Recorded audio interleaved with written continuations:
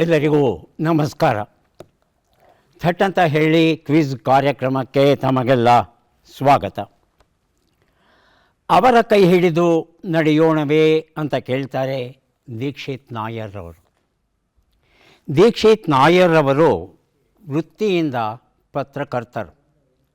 ಹಾಗಾಗಿ ಸಮಾಜದ ಎಲ್ಲ ಸ್ತರದ ಜನರೊಡನೆ ಇವರು ಓಡಾಡ್ತಾರೆ. ಅವರಲ್ಲಿ ಬದುಕಿಗೆ ಪ್ರೇರಣೆಯನ್ನು ನೀಡುವಂಥ ಕೆಲವು ಮಹಾನುಭಾವರನ್ನು ಭೇಟಿಯಾದಾಗ ಅವರ ಬದುಕು ಸಾಧನೆ ಏನಿದೆ ಅದನ್ನು ಸಂಕ್ಷಿಪ್ತವಾಗಿ ನಮಗೆ ಕಟ್ಟಿಕೊಟ್ಟು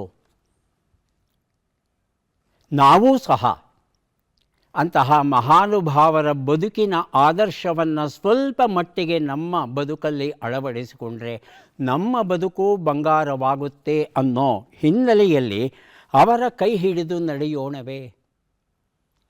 ಯಾರು ಈ ಅವರು ಅನ್ನೋ ಒಂದು ಪ್ರಶ್ನೆಯನ್ನು ಕೇಳ್ತು ಅಂತ ಹೇಳ್ತಂದರೆ ಈ ಪಟ್ಟಿ ಬಹಳ ದೊಡ್ಡದಾಗಿದೆ.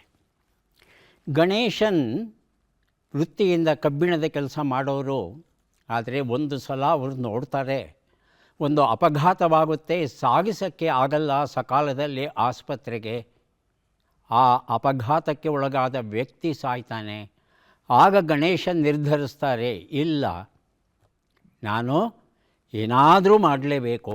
ಒಂದು ಕಾರನ್ನು ಕೊಂಡ್ಕೋತಾರೆ 1960ರಲ್ಲಿ. ಉಚಿತವಾಗಿ ಈ ಕಾರು ಮೂಲಕ ಸೇವೆ ಏನಿದೆ ಅದನ್ನು ಸಲ್ಲಿಸ್ತಾ ಹೋಗ್ತಾರೆ ಅವರು.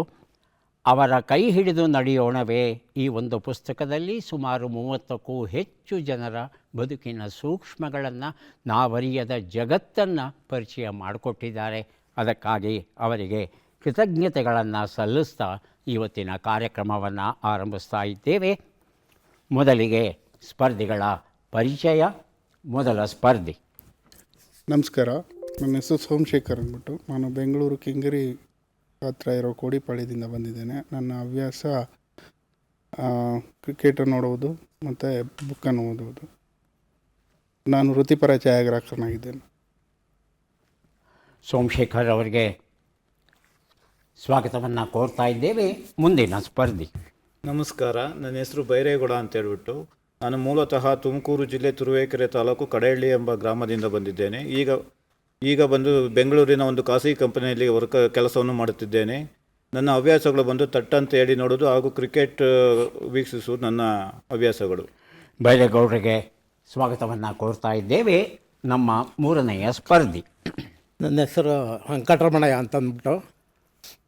ನಾನು ಅಬಕಾರಿ ಇಲಾಖೆಯಲ್ಲಿದ್ದು ಅಧಿಕಾರಿಯಾಗಿ ನಿವೃತ್ತಿಯಾಗಿದ್ದೀನಿ. ನಾನು ನಾಗರಬಾವಿಯಿಂದ ಬಂದಿದ್ದೀನಿ. ಮತ್ತು ನಾವು ಡೈಲಿ ನ್ಯೂಸ್ ಪೇಪರು ಮತ್ತು ದೂರದರ್ಶನ ಪ್ರೋಗ್ರಾಮ್ಗಳು ನೋಡೋದು ನನ್ನ ಹವ್ಯಾಸ. ಬಹಳ ಸಂತೋಷ ವೆಂಕಟರಮಣಯ್ಯ ಅವರೇ. ಕಾರ್ಯಕ್ರಮಕ್ಕೆ ಸ್ವಾಗತವನ್ನು ಕೋರ್ತಾ ಇದ್ದೇವೆ. ನಮ್ಮ ನಾಲ್ಕನೆಯ ಸ್ಪರ್ಧಿ. ಎಲ್ಲರಿಗೂ ನಮಸ್ಕಾರ. ನನ್ನ ಹೆಸರು ವೈಜಯಂತಿ. ನಾನು ಬೆಂಗಳೂರಿಂದ ಬಂದಿದ್ದೀನಿ. ನಾನು ಗೃಹಿಣಿ. ನನ್ನ ಹವ್ಯಾಸ ಸುಡುಕು ಮತ್ತು ಪದಬಂಧ ಬಿಡಿಸುವುದು. ವೈಜಯಂತಿ ಅವರಿಗೆ ಸ್ವಾಗತವನ್ನು ಕೋರ್ತಾ ಇದ್ದೇವೆ. 4 ಜನ ಸಿದ್ಧವಾಗಿದ್ದರೆ ಕಾರ್ಯಕ್ರಮ ಆರಂಭಿಸೋಣ. ಮೊದಲಿಗೆ ನಿಯಮಗಳನ್ನು ಒಮ್ಮೆ ನೋಡಿಬಿಡೋಣ. ಒಟ್ಟು 10 ಪ್ರಶ್ನೆಗಳು. ಮೊದಲು ಬಜರ್ ಒತ್ತಿದವರಿಗೆ ಉತ್ತರ ನೀಡುವ ಅವಕಾಶ. ಪ್ರತಿ ಸರಿ ಉತ್ತರಕ್ಕೆ ಒಂದು ಪುಸ್ತಕ ಬಹುಮಾನ. ಆಯ್ಕೆಗಳು ಬರುವ ಮೊದಲೇ ಬಜರ್ ಒತ್ತಿ ಸರಿ ಉತ್ತರ ನೀಡಿದರೆ 2 ಪುಸ್ತಕ ಬಹುಮಾನ. 100 ಅಂಕ ಗಳಿಸಿದವರಿಗೆ ಒಂದು ಪುಸ್ತಕ ವಿಶೇಷ ಬಹುಮಾನ. ನಕಾರಾತ್ಮಕ ತಂತ್ರಗಳಿಗೆ ಅವಕಾಶವಿಲ್ಲ. ಕಾರ್ಯಕ್ರಮದ ಮೊದಲ 2 ಪುಸ್ತಕಗಳು. ಮೊದಲ ಪ್ರಶ್ನೆ ಈಗ ಬಂತು. ದೇವುಡು ಅವರು ಬರೆದ ಜನಪ್ರಿಯ ಕಾದಂಬರಿ ಮಯೂರ. ಲೈಫ್ ಈಸ್ ಶಾರ್ಟ್, ಸಣ್ಣ ಕಥೆಗಳು ಅಂತ ಹೇಳ್ತಾರೆ. ಜೋಗಿ ಮತ್ತು ಗೋಪಾಲಕೃಷ್ಣ ಕುಂಟಿನಿ ಸಂಪಾದಿಸಿರುವ ಕೃತಿ. ಪ್ರಶ್ನೆ, ಝೆಂಜಿ ಎಂದರೆ ಯಾರು? ಆಯ್ಕೆಗಳನ್ನು ನೋಡೋಣ. 2013ರಿಂದ 2024 ನಡುವೆ ಹುಟ್ಟಿದವರು. ಆಯ್ಕೆ 2. 2025ರಿಂದ 2039 ನಡುವೆ ಹುಟ್ಟುವವರು ಅಂತ ಆಯ್ಕೆ ಇದೆ. ಮೊದಲು ಬಜರ್ ಒತ್ತಿದ್ದು ಸೋಮಶೇಖರ್ ಅವರು. ಆಯ್ಕೆ 1. ಆ ನಂತರ ಭೈರೇಗೌಡ. ಆಯ್ಕೆ 1 ಸರ್. ಸೋಮಶೇಖರ್ ಅವರ ಉತ್ತರ ಆಯ್ಕೆ 1. ಆಯ್ಕೆ 1. ತಮ್ಮ ಉತ್ತರ ಆಯ್ಕೆ 1 ಸರ್. ಆಯ್ಕೆ 1. ಆಯ್ಕೆ 3 1997ರಿಂದ 2012ರ ನಡುವೆ ಹುಟ್ಟಿದವರು. ಆಯ್ಕೆ 4 1981ರಿಂದ 96ರ ನಡುವೆ ಹುಟ್ಟಿದವರು. ಉತ್ತರವನ್ನು ನೋಡೋಣ. ಸರಿಯಾದ ಉತ್ತರ 1997ರಿಂದ 2012ರ ನಡುವೆ ಯಾರು ಹುಟ್ಟಿದ್ದಾರೆ ಆ ಮಕ್ಕಳನ್ನು ಜೆನ್ಜಿ ತಲೆಮಾರು ಅಂತ ನಾವು ಕರೀತೇವೆ. ಇದು ಮಾನವಶಾಸ್ತ್ರಜ್ಞರಿಗೆ ತೀರಾ ಅಗತ್ಯವಾಗಿರ್ತಕ್ಕಂಥ ಒಂದು ಮಾಹಿತಿ. ಇದು 1981ರಿಂದ 1996ರಿಗೆ ಹುಟ್ಟಿದವರನ್ನು ಮಿಲೆನಿಯಲ್ಸ್ ಅಂತ ಕರೀತಾರೆ. ಅವರನ್ನು 1997ರಿಂದ 2010ರವರೆಗೆ ಹುಟ್ಟಿದವರನ್ನು ಜನರೇಷನ್ ಝಡ್ ಅಂತ ಕರೀತಾರೆ.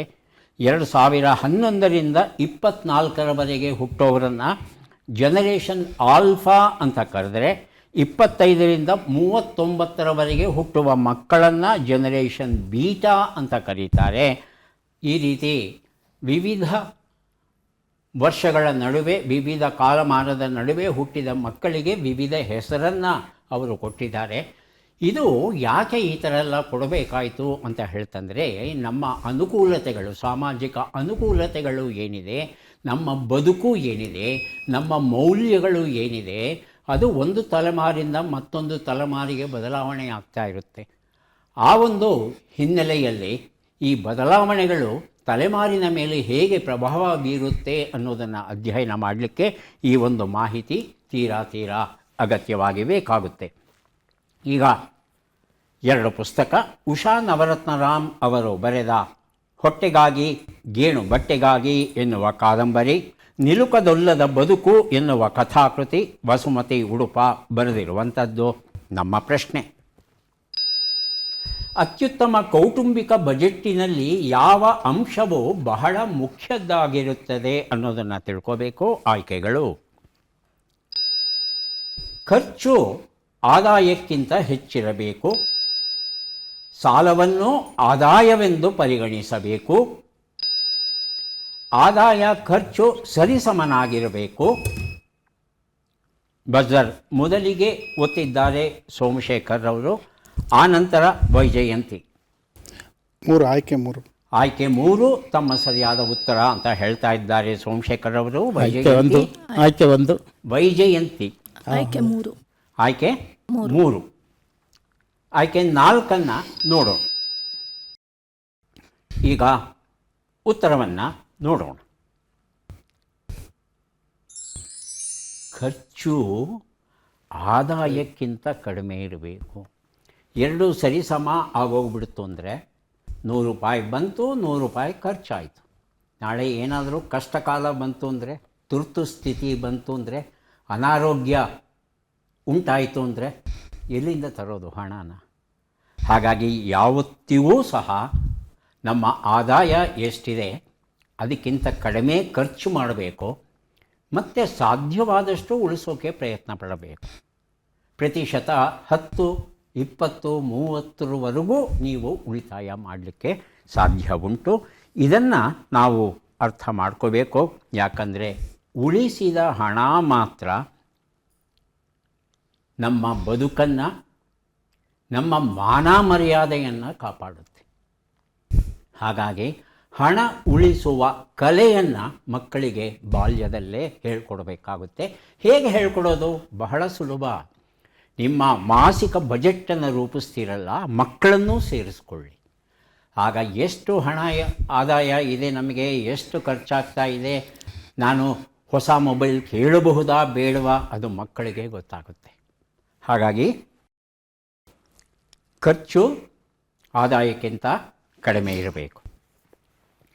ಬಾ ಚಕೋರಿ ಗೌತಮ ಬರೆದಂಥ ಪುಸ್ತಕ ಗಂಗಾವತಿ ಪ್ರಾಣೇಶ್ ಬರೆದ ನಕ್ಕರೆ ಅಕ್ಕರೆ ಎನ್ನುವ ಪುಸ್ತಕ.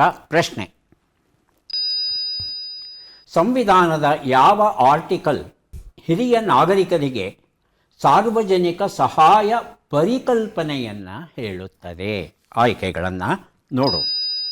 Article 41, article 21, article 14, article 370. ಮೊದಲಿಗೆ ಬಜರ್ ವೈಜಯಂತಿ, ಆಪ್ಷನ್ ಆ ನಂತರ ಬಜರ್ ಒತ್ತಿದವರು ಬೈರೇಗೌಡರು. ಆಪ್ಷನ್ 3. ಆಯ್ಕೆ 1. 3 ಆರ್ಟಿಕಲ್ ಆಯ್ಕೆ 1. 14. ಆಯ್ಕೆ 1. ಆಯ್ಕೆ 1. ನಾನು ಹೇಳಬೇಕು. ಹಾಂ ಹೇಳಿ ಸರ್. ಆಯ್ಕೆ 1 ಸರ್. ಆಯ್ಕೆ 1 ಅಂತ ಹೇಳ್ತಾ ಇದ್ದಾರೆ. ಆರ್ಟಿಕಲ್ 41, ಆರ್ಟಿಕಲ್ 14 ನಮ್ಮ ಹತ್ರ ಇರುವಂಥ ಉತ್ತರವನ್ನು ನೋಡೋಣ. ಆರ್ಟಿಕಲ್ 41 ಸರಿಯಾದ ಉತ್ತರ. ಈ ಉತ್ತರವನ್ನು ಕೊಟ್ಟವರು ಬೈರೇಗೌಡರು. ಗಂಗಾವತಿ ಪ್ರಾಣೇಶ್ ಅವರು ಬರೆದ ನಕ್ಕರೆ ಅಕ್ಕರೆ ಎನ್ನುವ ಈ ಒಂದು ಪುಸ್ತಕವನ್ನು ಕೊಟ್ಟಿದ್ದೇವೆ. ಈಗ ರಂಗಸ್ವಾಮಿ ಮೂಕನಹಳ್ಳಿ ಬರೆದ 108 ಡೈಲಿ ಮನಿ ವಿತ್ತ ಪದಗಳ ಅರ್ಥಗುಚ್ಛ ಎನ್ನುವ ಪುಸ್ತಕ, ಹಳ್ಳಿಗಳನ್ನು ಕಟ್ಟುವ ಕಷ್ಟ ಸುಖ, ಡಾಕ್ಟರ್ ಪ್ರಕಾಶ್ ಭಟ್ ಬರೆದಂಥ ಪುಸ್ತಕ. ಪ್ರಶ್ನೆ: ಬಿಟ್ಟಾಕ್ಷರಗಳನ್ನು ತುಂಬಿ. ಹಿ ಲ ದ ಭೂ ನ.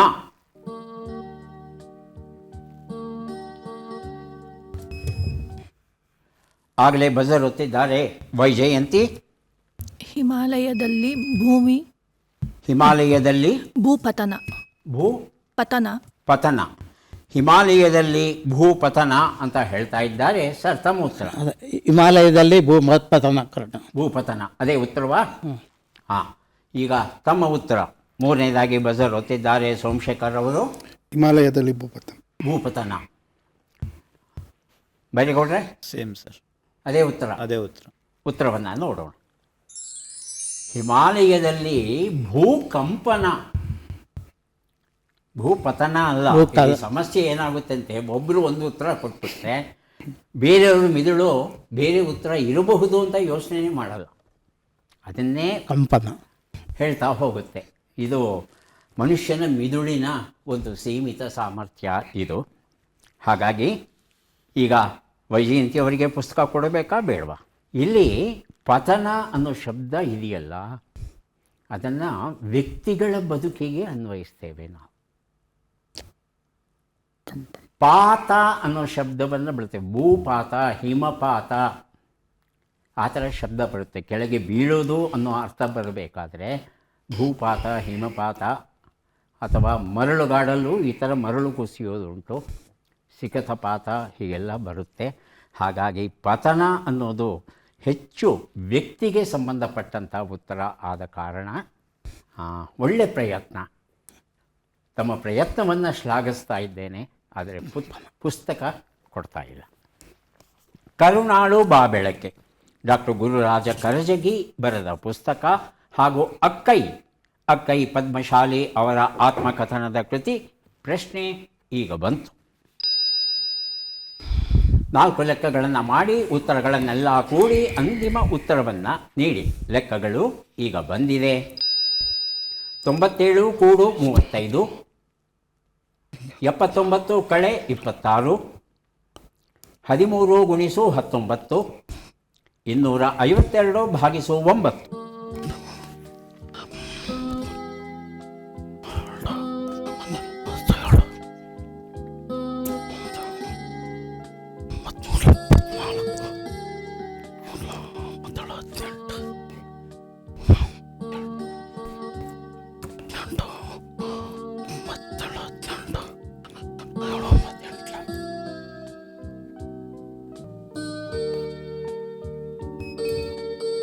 ಬಜರ್ ಒತ್ತಿದ್ದಾರೆ ವೈಜಯಂತಿ ಅವರು. ಅಂತಿಮ ಉತ್ತರ 558. ಇನ್ಯಾರಾದರೂ ಉತ್ತರ ಕೊಡೋರಿದ್ದೀರಾ? ಇಲ್ಲ ಅಂದರೆ ವೈಜಯಂತಿ ಕೊಟ್ಟಂಥ ಉತ್ತರ ಸರಿಯಾ ಅಂತ ಪರೀಕ್ಷೆ ಮಾಡಿ ನೋಡಬೇಕಾಗುತ್ತೆ. ಯಾರೂ ಬಜರ್ ಒತ್ತಾ ಇಲ್ಲ. 384. ಉತ್ತರವನ್ನು ನೋಡ್ತಾ ಹೋಗೋಣ. ಒಂದು ಉತ್ತರ 132, 53, 247, 28 ಎಲ್ಲವನ್ನು ಕೂಡಿದ್ರೆ 460 ಬಂತು. ಈ ಉತ್ತರವನ್ನು ಯಾರೂ ಕೊಟ್ಟಿಲ್ಲ. ಮುಂದೆ ನಾವು ಕೊಡ್ತಾ ಇರೋ 2 ಪುಸ್ತಕಗಳು ಅಂದರೆ ಬದುಕಿನ ಎಲ್ಲ ಖುಷಿಗಳು ನಮ್ಮ ಬಾಗಲಿ, ಡಾಕ್ಟರ್ ಶ್ವೇತಾ ಗೌರಿ ಬೀದನೂರು ಬರೆದ ಪುಸ್ತಕ, ಬಿಟ್ಟ ಜಾಗ ತುಂಬಿ, ಡಾಕ್ಟರ್ ಶ್ವೇತಾ BC ಬರೆದ ಪುಸ್ತಕ. ಪ್ರಶ್ನೆ: ಈ ಅಕ್ಷರಗಳನ್ನು ಸರಿಯಾಗಿ ಜೋಡಿಸಿ. ತೇ, ಬಾ, ದಿ, ಲಾ, ಹೇ, ನು, ಗಿ, ರೇ.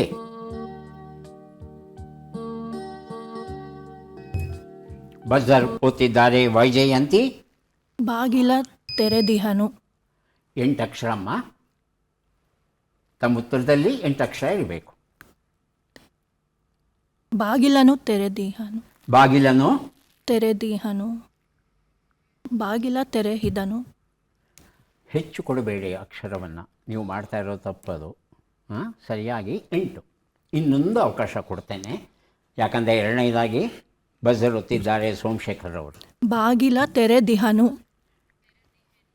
ಹಾಂ, ಹೇಳಿ ಸೋಮಶೇಖರ್. ಬಾಗಿಲನು ತೆರೆದಿಹೆ. ಬಾಗಿಲನು ತೆರೆದಿಹೆ. ಬಾಗಿಲನ್ನು ತೆರೆದಿಹೆ. ಉತ್ತರವನ್ನು ನೋಡೋಣ. ತೆರೆದಿಹೆ ಬಾಗಿಲನು, ಬಾಗಿಲನು ತೆರೆದಿಹೆ ಅಂತ ದೊಡ್ಡ ತಪ್ಪೇನೂ ಅಲ್ಲ. ಬಿಟ್ಟ ಜಾಗ ತುಂಬಿ ಈ ಒಂದು ಪುಸ್ತಕವನ್ನು ಕೊಡ್ತಾ ಇದ್ದೇನೆ. ವೈಜಯಂತಿ ಅವರು ಗುರುತಿಸಿದ್ರು, ಆದರೆ ಒಂದು ಅಕ್ಷರ ಮಾತ್ರ ಅವರಿಗೆ ತೊಂದರೆಯನ್ನು ಕೊಡ್ತು. ಈಗ 2 ಪುಸ್ತಕ. ಸುಧಾಮೂರ್ತಿ ಅವರು ಬರೆದ ಅತಿರಿಕ್ತೆ ಎನ್ನುವ ಕಾದಂಬರಿ, ತ್ರಿವೇಣಿ ಅವರು ಬರೆದ ಬೆಳ್ಳಿ ಮೋಡ ಎನ್ನುವ ಕಾದಂಬರಿ, ಚಲನಚಿತ್ರವಾದ ಕಾದಂಬರಿ. 2 ಪುಸ್ತಕ. ಪ್ರಶ್ನೆ: ಈ ಕಥೆಗಾರ್ತಿ ಹಾಗೂ ಜ್ಞಾನಪೀಠ ಪುರಸ್ಕೃತೆಯನ್ನು ಗುರುತಿಸಿ. ಚಿತ್ರವನ್ನು ನೋಡೋಣ.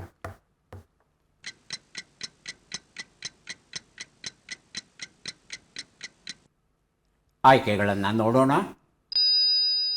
ಆಶಾಪೂರ್ಣದೇವಿ, ಅಮೃತಾ ಪೀತಂ, ಮಹಾದೇವಿ ವರ್ಮಾ, ಕುರ್ರೈ ತುಲೈನ್ ಹೈದರ್.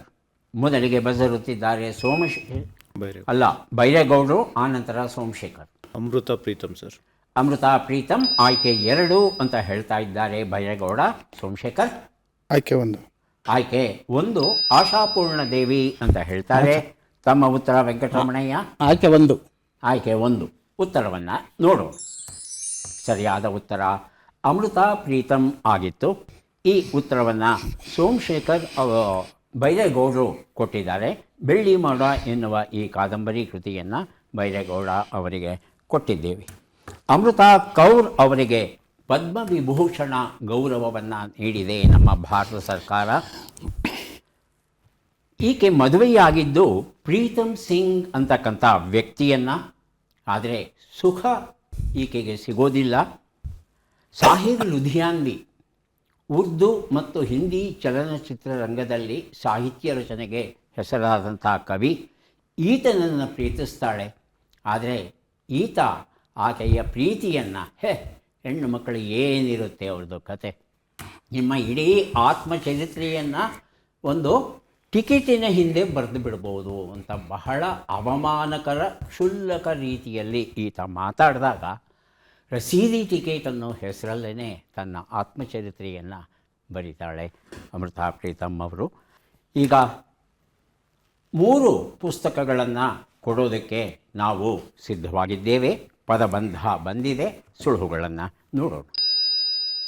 ಪದ್ಮನಾಭ, ವಿಷ್ಣು, ಸಮುದ್ರ, ಒಂದು ವಾದ್ಯ.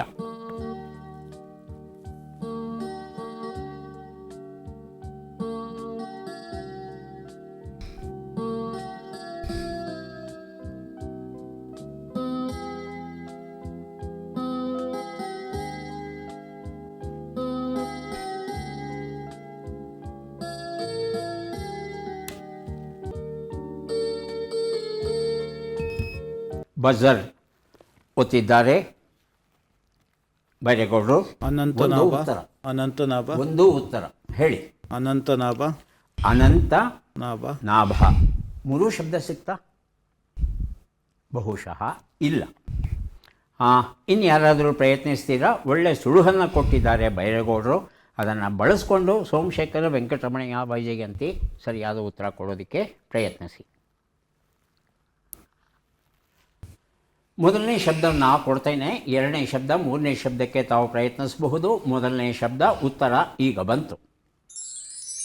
ಅಂಬುಜನಾಭ, ಪದ್ಮನಾಭ. ಪದ್ಮ ಅಂದರೆ ಅಂಬುಜ, ಅಂಬುಜನಾಭ. 2 ಉತ್ತರ. ಯಾರು ಬೇಕಾದರೂ ಬಜರ್ ಒತ್ತಿ ಉತ್ತರವನ್ನು ಕೊಡಿ. ಸಮುದ್ರ ಎನ್ನುವ ಅರ್ಥವನ್ನು ಕೊಡುವಂಥ 3 ಅಕ್ಷರದ ಶಬ್ದ ಭೂ ಮಧ್ಯದ ಅಕ್ಷರ. ಅಂಬುಜ. ಬರೆದ ಗೊತ್ತಿದ್ದೀರಾ? ಹಾಂ, ಗೊತ್ತಬೇಕು. ಅಂಬುಜ. ಹೇಳಿ. ಅಂಬುಜ. ಅಂಬುಜ. ಉತ್ತರವನ್ನು ನೋಡೋಣ. ಅಂಬುಧಿ ಇದೆ. ಅಂಬುಜ ಕೊಟ್ಬಿಟ್ಟಿದ್ದೀವಿ ನಾವು ಅಲ್ವಾ? ಅದನ್ನೇ ಹೇಳಿದ್ರೆ ಹೇಗೆ? ಅಂಬುಧಿ ಅನ್ನೋದು ಸರಿಯಾದ ಉತ್ತರ ಆಗಿತ್ತು. 3 ಉತ್ತರ. ಬಜರ್ ಒತ್ತಿದ್ದಾರೆ ಸೋಮಶೇಖರ್. ಸನಾಧಿ. ಉತ್ತರವನ್ನು ನೋಡೋಣ. ಸನ ಆಯ್ತಾ? ಉತ್ತರ ಸರಿಯಾಗಿದೆ. ಸಾಗರದಿಂದ ಸಾಗರದಾಚೆಗೆ ವೀಣಾ ಇಂದ್ರಕುಮಾರ್ ಬರೆದಂಥ ಪುಸ್ತಕವನ್ನು ಕೊಟ್ಟಿದ್ದೇವೆ ಸೋಮಶೇಖರ್ ಅವರಿಗೆ. ಈಗ 4 ಪುಸ್ತಕಗಳನ್ನು ಕೊಡ್ತಾ ಇದ್ದೇವೆ. ಅಶ್ವತ್ಥಾಮನ್, ಬಾಲಕಾಂಡ, ಮಿಡ್ಲ್ ಕ್ಲಾಸ್ ಮತ್ತು ಹೊನ್ನ ಹೊಯ್ಸಳರ ಇತಿಹಾಸ. 4 ಪುಸ್ತಕಗಳನ್ನು ಕೊಡೋದಕ್ಕೆ ಸಿದ್ಧವಾಗಿದ್ದೇವೆ. ಅಶ್ವತ್ಥಾಮನ್, ಮಿಡ್ಲ್ ಕ್ಲಾಸ್, ಬಾಲಕಾಂಡ ಹಾಗೂ ಹೊನ್ನ ಹೊಯ್ಸಳರ ಇತಿಹಾಸ. ತಲಾ 12 ಅಕ್ಷರ ಕೊಡ್ತೇವೆ. ಅವನ್ನು ಬಳಸಿಕೊಂಡು 3 ಅಕ್ಷರದ 3 ಶಬ್ದಗಳನ್ನು ರೂಪಿಸಬೇಕು. ಕಾಲಾವಕಾಶ 1 ನಿಮಿಷ. 4 ಜನ ರೂಪಿಸಿದ್ರೆ 4 ಜನರಿಗೆ ಪುಸ್ತಕಗಳು ಸಿಗುತ್ತೆ. ತಮ್ಮ ಸಮಯ ಆರಂಭ ಆಯಿತು.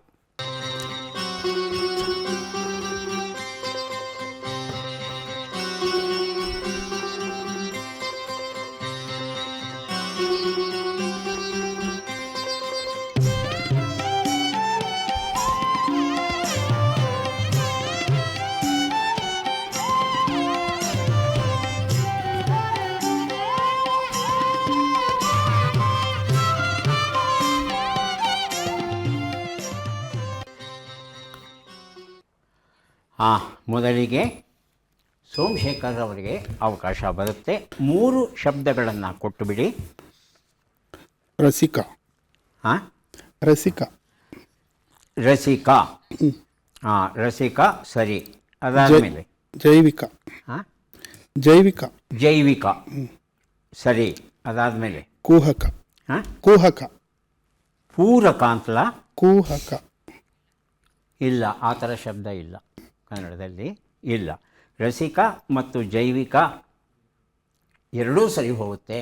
ಇನ್ನೊಂದು ಶಬ್ದ ತಾವು ತಪ್ಪು ಕೊಟ್ಟರೆ ಉತ್ತರವನ್ನು ನೋಡೋಣ.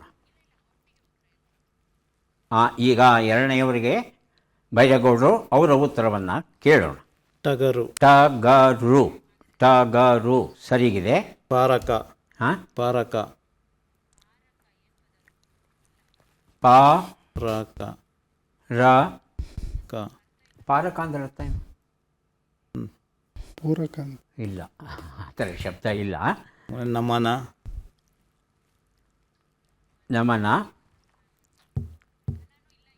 ಅಲ್ಲ, ಇನ್ನೊಂದು ನಾ ಇಲ್ವಲ್ಲ, ಒಂದೇ ನಾ ಇರೋದು. ಓಕೆ ಸರಿ. ಹಾಂ, ಈಗ 3ನೇಯವರಿಗೆ ಅವಕಾಶ. ವೆಂಕಟರಮಣಯ್ಯ, ನಂತರ ವೈಜಯಂತಿ ಅವರಿಗೆ. ಕಂಪನ. ಕಂಪನ. ಮುಡಿಲು. ಮುಡಿಲು ಅಂದರೆ ಏನು ಅರ್ಥ? ಮುಡಿಲು ಅಂತ ಶಬ್ದ ಇದೆಯಾ? ಮಡಿಲು. ಮಡಿಲು ಮಾಡ್ಬೋದು ಬೇಕಾದರೆ, ಮುಡಿಲು ಇಲ್ಲ. ಮಡಿಲು. ಮಡಿಲು. 3ನೇದು ಸುಗಮ. ಸುಗಮ. ಸು ಗ ಮ. ಸುಗಮ ಆಗುತ್ತೆ. ಸೊ ಉತ್ತರಗಳನ್ನು ಈಗ ನೋಡ್ತಾ ಹೋಗೋಣ. ಮೊದಲಿಗೆ ಸೋಮಶೇಖರ್ ಅವರ ಉತ್ತರ ಜೈವಿಕ, ಕೂರಸಿ, ಗೊರವಿ ಅಂತ ಮಾಡಿದ್ವಿ. ಜೈವಿಕ ಅನ್ನೋದಾಗಿತ್ತು. ಸಮರ, ದವನ, ಮಸಣ ಆಗಿತ್ತು. ಪವನ, ಗಮಲು, ಮುಸುಡಿ ಆಗಿತ್ತು. ಆದರೆ ವೈಜಯಂತಿ ಅವರು ನಮ್ಮ ಹತ್ರ ನಾವು ರೂಪಿಸಿರೋ ಶಬ್ದಗಳಿಗಿಂತ ಭಿನ್ನವಾದ ಶಬ್ದಗಳನ್ನು ತಾವು ಯಶಸ್ವಿಯಾಗಿ ರೂಪಿಸಿದ್ದೀರಿ. ಹಾಗಾಗಿ ಜೋಗಿ ಅವರು ಬರೆದ ಅಶ್ವತ್ಥಾಮನ್ ಎನ್ನುವ ಈ ಒಂದು ಪುಸ್ತಕವನ್ನು ತಮಗೆ ಕೊಡ್ತಾ ಇದ್ದೇವೆ. ಈಗ ಕಾರ್ಯಕ್ರಮದ ಕೊನೆಯ ಘಟ್ಟಕ್ಕೆ ನಾವು ಬಂದಿದ್ದೇವೆ. ಚಟ್ಪಟ್ ಚಿನ್ಕುರಳಿ, ಬಜರ್ ಒತ್ತಿ ಉತ್ತರ ಕೊಡಬೇಕು. ಒಬ್ಬರಿಗೆ ಮಾತ್ರ ಉತ್ತರ ಕೊಡುವ ಅವಕಾಶ. ಮೊದಲ ಪ್ರಶ್ನೆ. ಹರಪ್ಪ ನಾಗರಿಕತೆಯ ನಿವೇಶನವಾದ ಲೋಥಾಲ್ ಎಲ್ಲಿದೆ? ರಾಜಸ್ಥಾನ್, ಗುಜರಾತ್? ಹೇಳಿ ಸೋಮಶೇಖರ್. ಗುಜರಾತ್. ಗುಜರಾತ್. ಗುಜರಾತ್. ಎರಡನೆಯ ಉತ್ತರ ಗುಜರಾತ್ ಸರಿಯಾಗಿದೆ. ಪುಸ್ತಕ ಕೊಟ್ಟಿದ್ದೇನೆ. ಮುಂದಿನ ಪ್ರಶ್ನೆ. ಕವಿರಾಜ ಮಾರ್ಗ ಕೃತಿಯನ್ನು ರಚಿಸಿದ ಕವಿ ಯಾವ ವಂಶದ ಅರಸರ ಆಶ್ರಯದಲ್ಲಿದ್ದ ಚಾಲುಕ್ಯ ರಾಷ್ಟ್ರಕೂಟ? ಬಜರೊತ್ತಿದ್ದಾರೆ ಸೋಮಶೇಖರ್. ರಾಷ್ಟ್ರಕೂಟ. ರಾಷ್ಟ್ರಕೂಟ ಉತ್ತರವನ್ನು ನೋಡೋಣ. ರಾಷ್ಟ್ರಕೂಟ ಶ್ರೀ ವಿಜಯ ಬರೆದದ್ದು. ಉತ್ತರ ಸರಿಯಾಗಿದೆ. ಪುಸ್ತಕ ಕೊಟ್ಟಿದ್ದೇನೆ. 3 ಉತ್ತರ. 3 ಪ್ರಶ್ನೆ ಮೂರನೇದು. ಭಾರತದ ಅತ್ಯಂತ ಉದ್ದವಾದ ನದಿ ಯಾವುದು? ಗಂಗಾ, ಬ್ರಹ್ಮಪುತ್ರ? ಬಜರ್ ಒತ್ತಿದ್ದಾರೆ ಬೈರೇಗೌಡ. ಗಂಗಾ ಸರ್. ಗಂಗಾ ಉತ್ತರವನ್ನು ನೋಡೋಣ. ಗಂಗಾ ನದಿ. ಗಂಗಾ ನದಿ ಉತ್ತರ ಸರಿಯಾಗಿದೆ. ಮುಂದಿನ ಪ್ರಶ್ನೆ. GDP ಎನ್ನುವುದರ ಪೂರ್ಣ ರೂಪ ಏನು? General domestic product, gross domestic product? ಮೊದಲಿಗೆ ಸೋಮಶೇಖರ್, ಆನಂತರ ಫಸ್ಟು ಬೈರೇಗೌಡರು. ಆಯ್ಕೆ ಒಂದು ಜನರಲ್ ಡೊಮೆಸ್ಟಿಕ್. ಜನರಲ್ ಪ್ರಾಡಕ್ಟ್ ಮೊದಲನೇದು. ಮೊದಲನೇದು ಸರ್. ಮೊದಲನೇದು ಜನರಲ್ ಡೊಮೆಸ್ಟಿಕ್ ಪ್ರಾಡಕ್ಟ್ ಅಂತ ಹೇಳ್ತಾ ಇದ್ದಾರೆ. ಉತ್ತರವನ್ನು ನೋಡೋಣ. ಗ್ರಾಸ್ ಡೊಮೆಸ್ಟಿಕ್ ಪ್ರಾಡಕ್ಟ್ ಅನ್ನೋದು ಸರಿಯಾದ ಉತ್ತರ ಆಗಿತ್ತು. ಮುಂದಿನ ಪ್ರಶ್ನೆ. ನೀರಿನ ರಾಸಾಯನಿಕ ಸೂತ್ರ ಯಾವುದು? CO2, H2O? ಬಜರ್ ಮೊದಲಿಗೆ ಒತ್ತಿದ್ದು ಮೇಡಮ್ ಅವರು. H2O. ಉತ್ತರವನ್ನು ನೋಡೋಣ. H2O ಉತ್ತರ ಸರಿಯಾಗಿದೆ. ಮುಂದಿನ ಪ್ರಶ್ನೆ. ಕೃತಕ ಬುದ್ಧಿಮತ್ತೆ AI ಪಿತಾಮಹ ಎಂದು ಯಾರನ್ನು ಪರಿಗಣಿಸಲಾಗುತ್ತದೆ? Alan Turing, John McCarthy? ಮೊದಲಿಗೆ ಬರೆದಿರುತ್ತಿದ್ದು Byregowda. John McCarthy. John McCarthy ಅಂತಿದ್ದಾರೆ. ಉತ್ತರವನ್ನು ನೋಡೋಣ. ಜಾನ್ ಮೆಕಾರ್ಥಿ ಉತ್ತರ ಸರಿಯಾಗಿದೆ. ದದೀಚಿ ಪುಸ್ತಕ ಕೊಟ್ಟಿದ್ದೇನೆ. ಮುಂದಿನ ಪ್ರಶ್ನೆ. ಸಾಗರದ ನೀರಿನಲ್ಲಿ ಅತ್ಯಂತ ಹೇರಳವಾಗಿ ಕರಗಿರುವ ಲವಣ ಯಾವುದು? Sodium chloride, magnesium sulphate? Sodium chloride. Buzzer ಒತ್ತಿದ್ದಾರೆ ಮೇಡಮ್ ವೈಜಯಂತಿ ಅವರು. Sodium chloride. Sodium chloride. Sodium chloride ಉತ್ತರವನ್ನು ನೋಡೋಣ. ಸೋಡಿಯಂ ಕ್ಲೋರೈಡ್ ಉತ್ತರ ಸರಿಯಾಗಿದೆ. ಮುಂದಿನ ಪ್ರಶ್ನೆ. ಸಸ್ಯಗಳಲ್ಲಿ ನೀರು ಮತ್ತು ಖನಿಜಗಳನ್ನು ಬೇರುಗಳಿಂದ ಎಲೆಗಳಿಗೆ ಸಾಗಿಸುವ ಅಂಗಾಂಶ ಟಿಶ್ಯೂ ಯಾವುದು? Phloem, xylem? ಹೇಳಿ ವೈಜಯಂತಿ. ಫ್ಲೋಯಂ. ಫ್ಲೋಯಂ. ಫ್ಲೋಯಂ ಅಂತ ಹೇಳ್ತಾ ಇದ್ದಾರೆ. ಉತ್ತರವನ್ನು ನೋಡೋಣ. ಜೈಲಮ್, ಫ್ಲೋಯಂ ಆಹಾರವನ್ನು ಸಾಗಿಸುತ್ತೆ. ಮುಂದಿನ ಪ್ರಶ್ನೆ. ಒಲಿಂಪಿಕ್ಸ್ ಚಿಹ್ನೆಯಲ್ಲಿರುವ 5 ವರ್ತುಲಗಳು ಏನನ್ನು ಸೂಚಿಸುತ್ತದೆ? ಜಗತ್ತಿನ 5 ಪ್ರಮುಖ ಖಂಡಗಳು, ಮೊದಲ 5 ಕ್ರೀಡೆಗಳು. ಸೋಮಶೇಖರ್. 5 ಪ್ರಮುಖ ಖಂಡಗಳು. 5 ಪ್ರಮುಖ ಖಂಡಗಳು. ಉತ್ತರವನ್ನು ನೋಡೋಣ. 5 ಪ್ರಮುಖ ಖಂಡಗಳು ಉತ್ತರ ಸರಿಯಾಗಿದೆ. ಗಾಂಧೀಜಿ ಕೃತಿಯನ್ನು ಕೊಟ್ಟಿದ್ದೇನೆ. ಮುಂದಿನ ಪ್ರಶ್ನೆ. ಮಹಿಳೆಯರಲ್ಲಿ ಋತುಚಕ್ರವು ಶಾಶ್ವತವಾಗಿ ನಿಲ್ಲುವ ಜೈವಿಕ ಹಂತಕ್ಕೆ ಏನನ್ನುತ್ತಾರೆ? ರಜೋದರ್ಶನ, ಮೆನಾರ್ಕಿ, ರಜೋ ನಿವೃತ್ತಿ, ಮೆನೋಪಾಸ್? ಮೊದಲನೇ ಆಯ್ಕೆ. ಸೋಮಶೇಖರ್ ಮತ್ತೆ ಮೊದಲನೇ ಯಾವುದು ಉತ್ತರ? ಮೊದಲನೇ ಆಯ್ಕೆ. ಮೊದಲನೇದು ರಜೋದರ್ಶನ ಅಥವಾ ಮೆನಾರ್ಕಿ ಉತ್ತರವನ್ನು ನೋಡು. ರಜೋದರ್ಶನ, ಮೆನಾರ್ಕಿ ಅಂದರೆ ಹೆಣ್ಣು ಮಕ್ಕಳು ದೊಡ್ಡವರಾಗುವ ಕ್ರಿಯೆಗೆ ಮೆನಾರ್ಕಿ ಅಂತ ಹೇಳ್ತಾರೆ. ರಜೋ ನಿವೃತ್ತಿ ಅಂದರೆ ಮುಟ್ಟು ನಿಲ್ಲುವ ಘಟ್ಟ ಇರುತ್ತಲ್ಲ, ಅದಕ್ಕೆ ರಜೋ ನಿವೃತ್ತಿ ಅಥವಾ ಮೆನೋಪಾಸ್ ಅಂತ ಹೇಳ್ತಾರೆ. ಅದಕ್ಕೆ ಯಾರಿಗೆ ಎಷ್ಟು ಪುಸ್ತಕ ಬಂದಿದೆ ಅದನ್ನು ನೋಡುವ ಕ್ಷಣ ಈಗ ಬಂತು. ಮೊದಲಿಗೆ ನಾವು ಸೋಮಶೇಖರ್ ಅವರಿಗೆ 6 ಪುಸ್ತಕಗಳನ್ನು ಕೊಡ್ತಾ ಇದ್ದೇವೆ. ದಯವಿಟ್ಟು ಸ್ವೀಕರಿಸಿ. ಅಭಿನಂದನೆಗಳು ತಮಗೆ. ಬೈರೇಗೌಡರಿಗೆ ನಾವು ಕೊಡ್ತಾ ಇದ್ದೇವೆ 4 ಪುಸ್ತಕಗಳು. ದಯವಿಟ್ಟು ಸ್ವೀಕರಿಸಿ. ಅಭಿನಂದನೆಗಳು. ವೆಂಕಟರಮಣ ಅವರಿಗೆ ಸಿರಿವಂತಿಕೆಯ ಸರಳ ಸೂತ್ರಗಳು ಎನ್ನುವ ಪುಸ್ತಕ ಕೊಟ್ಟಿದ್ದೇವೆ. ಸ್ವೀಕರಿಸಿ. ಅಭಿನಂದನೆಗಳು. ವೈಜಯಂತಿ ಮೇಡಮ್ ಅವರಿಗೆ 3 ಪುಸ್ತಕ ದೊರೆತಿದೆ. ಸ್ವೀಕರಿಸಿ. ಅಭಿನಂದನೆಗಳು. ಮತ್ತೆ ಭೇಟಿಯಾಗೋಣ. ನಮಸ್ಕಾರ.